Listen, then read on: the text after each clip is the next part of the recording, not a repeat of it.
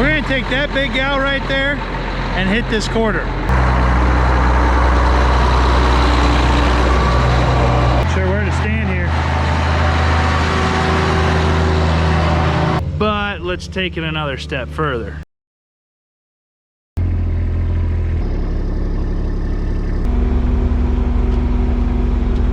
Hey, welcome back to the good old Southern IA, guys.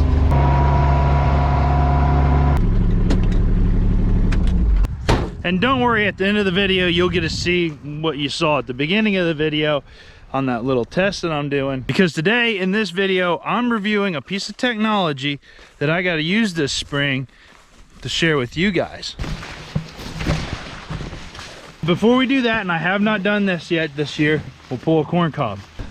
This corn is up there. It's got fungicide on it. Look at the powerhouses happening there, pollinating. We're just gonna pull one ear.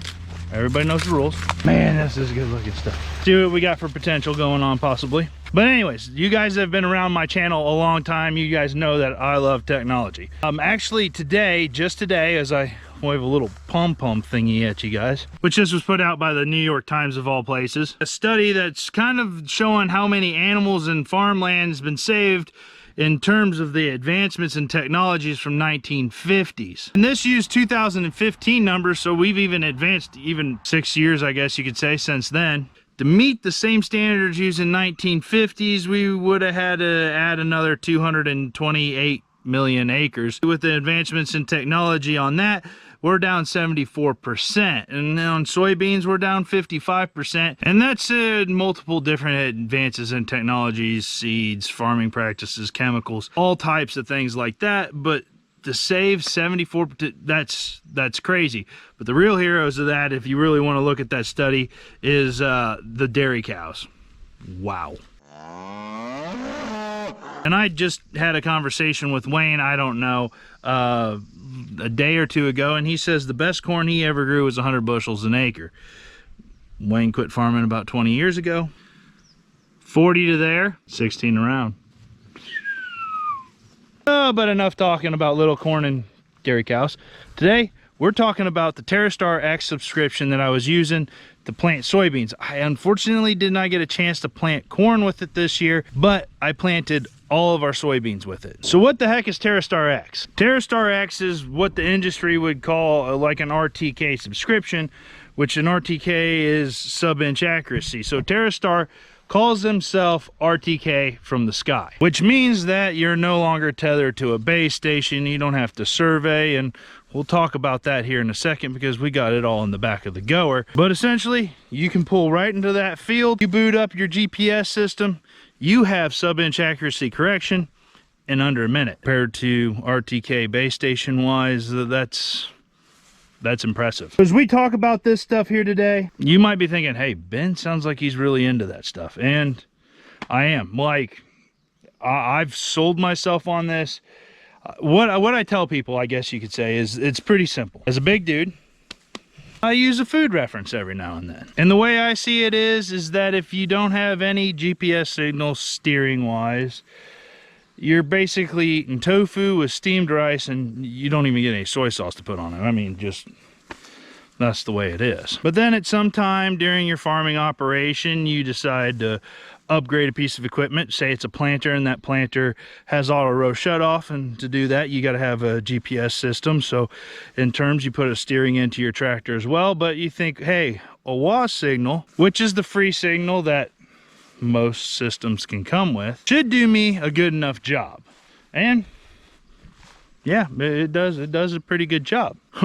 Which, jumping back to the big boy food references here, so you've now gone from eating that tofu and steamed rice, and now you're eating a cheeseburger.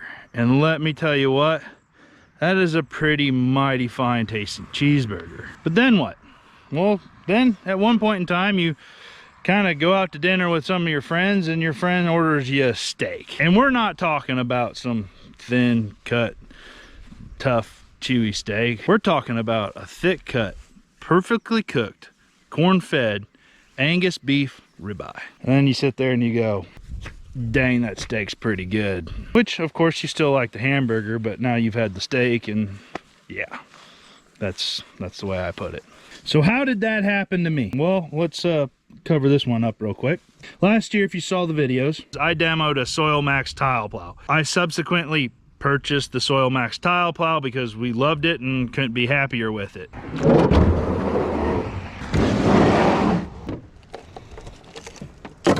But with that tile plow comes some very expensive RTK equipment. If you want to use RTK to install the tile, which highly recommend. You guys have seen me set that up time and time again, and I'm going to actually do it for you and go through the process to show the difference in the time savings in between a system like this and the TerraStar-X subscription. But anyways, back to that steak real quick. Well, now that I've purchased the tile plow and the RTK equipment with it, we decided, hey, let's use that RTK to pull our anhydrous in the fall so that we can plant over it in the spring, and I'll come back to that here in just a second. But that's how I started to use the RTK equipment, and I could really start to see the difference in between a WASP signal and the RTK sub-inch accuracy. Let's talk about this stuff that you get right here. Right now, this is the rover. The rover either goes on your tile plow or on your tractor, and then set right here is a base station.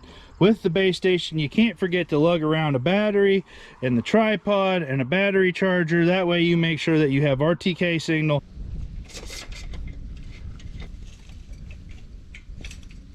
You gotta then pull your base station out, which is right here. Take your cords, plug your cords in. Put your transmitter on. Grab your heavy battery. So that you don't lose your correction signal throughout the day. You gotta plug in your charger or make sure your battery's charged up at the end of the day. And then by then, if you don't have a permanent base station set up where you go and do a survey for 24 hours, you've got to turn that base station into survey mode and then either wait 15 to up to 24 hours to get your RTK correction source. That's what you have to do. And that does slow you down. To have TerraStar-X, all you need is this. And before we jump even more into this, I just want to let you guys know that unfortunately, at this point in time, TerraStar-X is not available for everywhere. It's just in the main corn belt. There's actually a map here that I'll throw over so you guys can kind of see where it's available for right now. And then also you might be wondering, how are they actually doing that? How do you get the sub-inch or 2 centimeter repeatable accuracy? Well, they actually have a pretty good video on their website, so we'll play that real quick. There is a new star rising. New TerraStar-X. RTK from the sky. 1-inch accuracy in under a minute. Here's how the TerraStar portfolio delivers centimeter-level positioning accuracy to Novatel receivers. All TerraStar corrections are transmitted in real time, with minimal latency via satellites and cellular networks worldwide. The superior independently owned and operated GNSS reference network provides the raw data to generate corrections.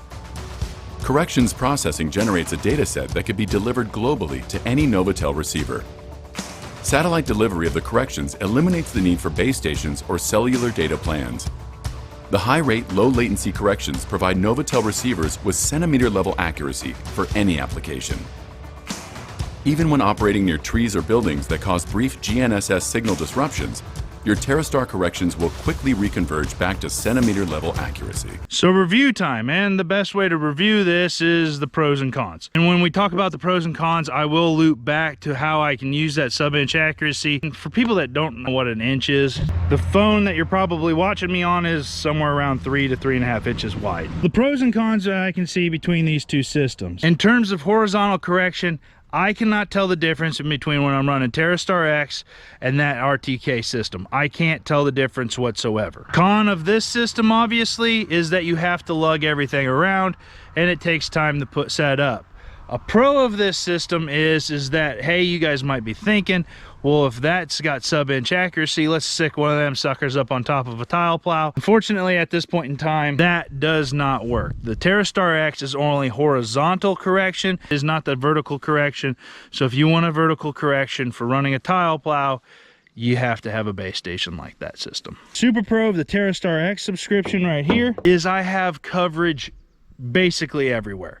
Anywhere that you aren't underneath a tree or something like that, you will have your RTK correction. With this base station right here in our terrain, which you guys can tell is sloping and all kinds of oddities. Depending upon the topography, if we get a lot of hills, we can make it about a mile. The flatter we are, I'd say we can push it about 2 miles. And in some fields, it's like I know that there's corners that I will drop my RTK correction. The TerraStar-X subscription, never dropped it ever. Okay, let's talk about the cost. If you look at this receiver right here, this receiver right here, this receiver right here, are all the same receivers. In terms of cost, when you purchase it, the base station with the rover setup is substantially more expensive. Then for the TerraStar-X subscription, and a lot of people already have one of these globes right here, that's all you really need. You just need to have it unlocked, which there's an unlock cost for the globe, which to unlock it, you don't have to send it in anywhere. You just have to get an unlock code, type it into the monitor, and then shortly after you get an unlock code, you send in the serial number of that globe, and then within a couple of minutes, you'll have that TerraStar-X sub-inch accuracy. Con, I guess you could say, and I hope you guys are following me when I'm talking about my two globes. This is the TerraStar-X subscription. This is the RTK base station. Have the TerraStar-X subscription. It does come with a yearly cost. It is affordable in comparison to the base station setup. That's actually no subscription cost after you get set up. So now the big question is, and it's a real question when you're farming, is that how do you make that investment pay? Well, we'll start out by how I can see the difference in between a WAS signal and the sub-inch accuracy that you can get from the TerraStar-X. Without a doubt, when you start to go around corners, I can really see how well the tractor and the steering system stays on the turn versus a WAS signal. It will widen itself out. When you're actually using that sub-inch accuracy, when you get going around corners, it holds the corners way, way better. When you're planting or doing application and you're just going back and forth right next to each other, there isn't enough time for the satellite drift. So when you're using WAS, you can't really see that without getting out and using a tape measure and things like that. So visually, you can't really see that. Unless, say, you decide to plant this part of the field and then you run out of seed and you stop for a little while and you leave, and then you decide to come back and you pick up that same AB line, and that 30-inch row is then a 50-inch row. Then you see the actual drift in the satellites. You can notice that substantially. So as you hop around throughout the field using a WAS signal, you will see the satellite drift error. When you're using TerraStar-X, you don't see that at all, which I will also see this when I'm planting. If you're using the WAS signal with your auto row shutoffs, if you leave or go to a different area every now and then, you'll look at it and you'll say, wow, those auto row shutoffs planted really far in, or they didn't turn on in time. That's satellite drift as well.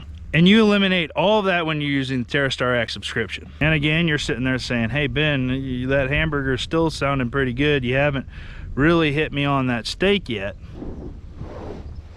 So what are you doing to pay for the steak? Well, for us, it started out plowing anhydrous ammonia. I'll call it the poor man's strip till machine. What we did is we pulled our anhydrous ammonia on in the fall, pulled the anhydrous in, banded it 5.5 to 6 inches deep using a knife, shattered it up, and let it sit there last fall. This spring, vertical tilled the ground, pulled up that same AB line that we were using to pull on our anhydrous ammonia, and I planted right on top of those anhydrous strips. You guys saw me walking through that corn. That corn's not been side dressed. All of its nitrogen's been pulled on last fall. That right there is going to have to pay. I don't have a setup trial where I was off of the strip, on the strip for you guys, but if you're a farmer and you've gone through the field and you can tell where anhydrous has been pulled at an angle compared to how it was planted, and you start to see those waves through the field where the corn plants are hitting the anhydrous ammonia quicker, yeah, you know what I'm talking about. If we had the right steering system in the Haggy, I would be putting that TerraStar-X globe right on top of that Haggy, using my guidance lines every single time I sprayed, never getting out of the same set of tracks. That way you could spray multiple times through the field and never run over any more crops than you did the first time. That's what I would do. and maybe someday that's what I will do. And of course, when you have greater accuracy, you can minimize your overlap, be more efficient with your time and your machines. For instance, when you're combining with a 35-foot Macked on, you're going through the field, instead of trying to leave yourself a foot for fudge error, maybe you can put that down to 1 or 2 inches and you can harvest more during the day. We talked about the overplant and underplant. When you're planting, you can get more accurate on that. And then when you're spraying, there are some products that you do not want to over apply, and this helps with all of those. Wayne's mowing. So if you still aren't sold on the steak, you're gonna be thinking, what else are you doing in the future? Well, I can show you kind of what I got planned in my mind, but I've got to draw at you. You're gonna have to be a little bit imaginary with me here on my art skills, but I'll show you what I'd like to do. There's our ground. And this is gonna be a complete like 2-year cycle basically. In the fall, I'll come in and I'll deposit or apply with an anhydrous bar on 30-inch rows my NH3. In the spring, using that sub-inch accuracy, using the same guidance line, which you just got to kind of imagine that there's like a B line right in the middle of this field here. In the spring, I'll come along and I'll plant my corn. So my little corn will grow like this. Here will be my little corns. They're growing, and then the roots get down quickly, tap into that anhydrous ammonia, and they take off. So imagine big, tall, grown corn out there, like that big stuff behind me. So then in the fall, you come in and harvest it, and you get left with your corn stalks. They're all chewed off. They got their brace roots coming off of them. They kind of look like trees.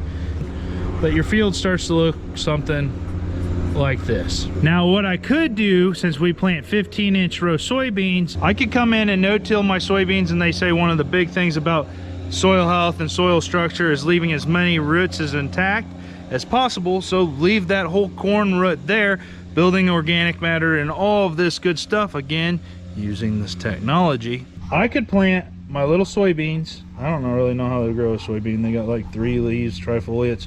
We'll just say that these are my little soybeans here, every 15 inches. So then you get your 15 inches here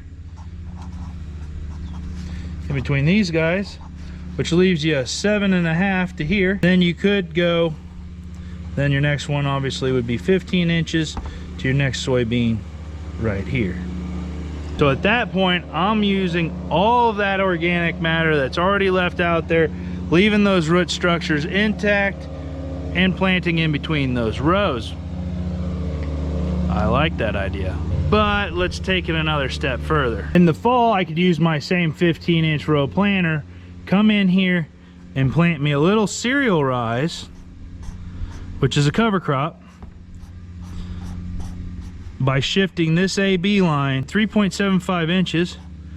Put a cereal rye there, then there will be a cereal rye right here, guy right in the middle, and then there'd be another guy right here. And what that can do is add more organic matter to my soil, structure up my soil even more to prevent more erosion.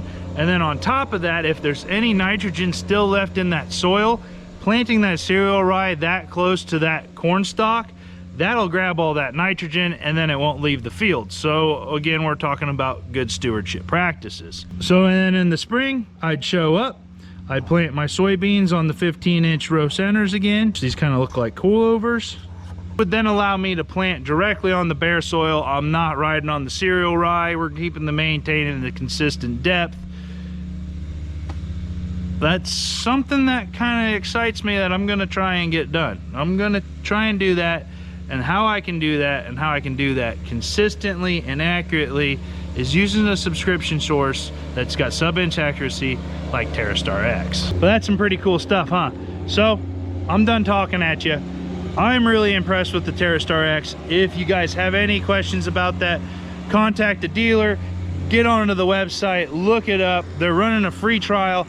Get it set up for harvest, because by the time you get it set up for harvest, you're gonna wanna do it for pulling your anhydrous ammonia. If you're thinking about getting into a strip till situation, I'm really impressed by the RTK from the sky, the TerraStar-X. But as soon as you do, you're gonna bite into that ribeye and say, dang, that is good. But there you go, guys. Back to the tractor. Let's get to it. Andrew, yeah. So guess what we're doing today? What? We're gonna get a quarter with a tractor from a mile away.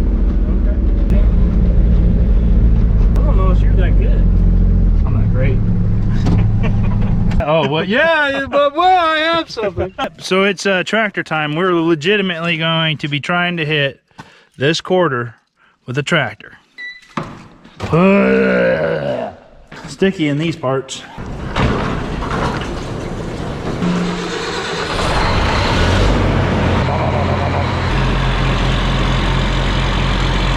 She got the wrong globe on it. This globe that I'm grabbing is a wash only globe, so this will not work for the TerraStar-X subscription. Easy as that. Ready to go? We're going to the farm lane. We're gonna take this chain, we're gonna throw it through the drawbar here, if we can. There we go. Look at us using our heads. We're really scientific, really, really scientific. Andrew's gonna be the driver here, so I can commentary. Unless you want a commentary and me drive. He's gonna strike AB line down this farm lane. When he thinks he's on his line and going straight, he'll give me a thumbs up. I'll mark it with the quarter and the flag, turn around, come on back, and we'll hit a quarter. I feel confident. Me too. He gave me the thumbs up.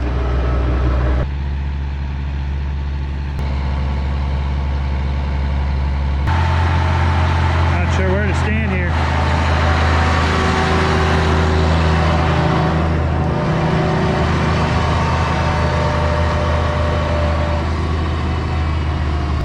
Yeah.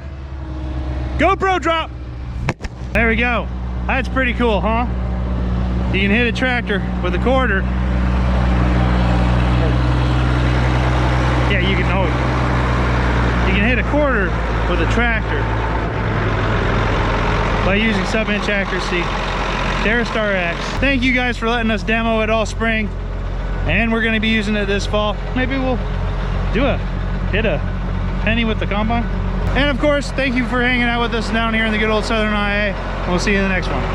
Hey, here's your daily wages. I got a raise!